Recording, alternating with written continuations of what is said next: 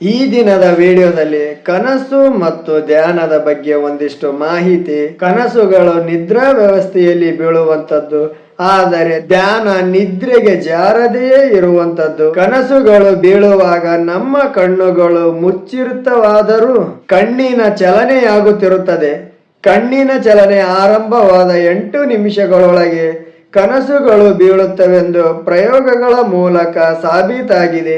ಕನಸಿನ ಕೇಂದ್ರ ಬಿಂದು ಮೆದುಳಾಗಿದ್ದು ಸುಪ್ತ ಚೇತನದ ಪ್ರೇರಣೆಗಳು ಮತ್ತು ಬಯಕೆಗಳು ನಾವುಗಳು ನಿದ್ರೆಯಲ್ಲಿರುವಾಗ ಪರೋಕ್ಷವಾಗಿ ಕಾಣಿಸಿಕೊಳ್ಳುತ್ತವೆ. ಅದನ್ನೇ ಕನಸುಗಳೆಂದು ಇಂದಿನ ಮನೋವಿಜ್ಞಾನಿಗಳು ವಿಶ್ಲೇಷಿಸಿದರು. ಇತ್ತೀಚಿನ ದಿನಗಳಲ್ಲಿ ಕನಸುಗಳಿಗೆ ರಾಸಾಯನಿಕ ವಸ್ತು ಕಾರಣ ಎಂದು ಪತ್ತೆ ಮಾಡಲಾಗಿದೆ. ಆ ರಾಸಾಯನಿಕವೇ ಸಿರೋಟಿನ್. ಸಿರೋಟಿನ್ ಎಂಬ ರಾಸಾಯನಿಕ ವಸ್ತು ಮೆದುಳಲ್ಲಿ ಶೇಖರವಾಗಿ ನಿದ್ರೆ ಉಂಟಾಗುತ್ತದೆ. ಮಲಗಿದ್ದವರನ್ನು ಎಚ್ಚರಿಸಿ ಪುನಃ ಮತ್ತೆ ಮಲಗಿಸಿದರೆ ಸಿರೋಟಿನ್ ಪ್ರಮಾಣ ಹೆಚ್ಚಾಗಿ ಕನಸು ಜಾಸ್ತಿನೇ ಬೀಳುತ್ತದೆ ಎಂದು ಹೇಳಲಾಗಿದೆ.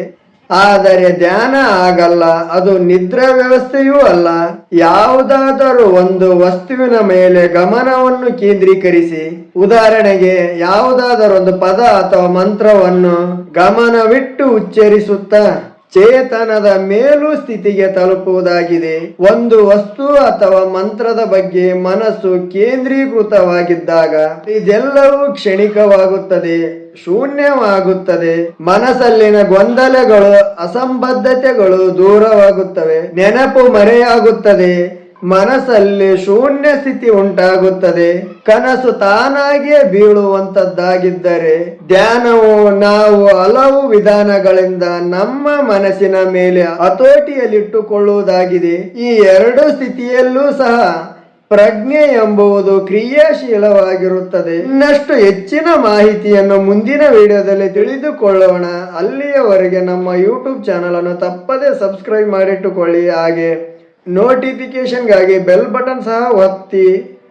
ಇಷ್ಟವಾದರೆ ಒಂದು ಲೈಕ್ ಸಹ ಮಾಡಬಹುದು, ಶೇರ್ ಜೊತೆಗೆ.